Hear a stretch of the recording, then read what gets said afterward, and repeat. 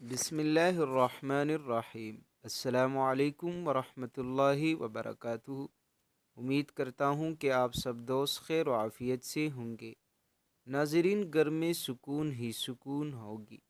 جو شخص چاہے کہ اس کے گھر میں خیر اور برکت ہو اور گزارا بآسانی ہو، کسی کی محتاجی باقی نہ رہے، اسے چاہیے کہ وہ باوضو بعد نماز فجر 7 مرتبہ ان اسماء کو پڑھے۔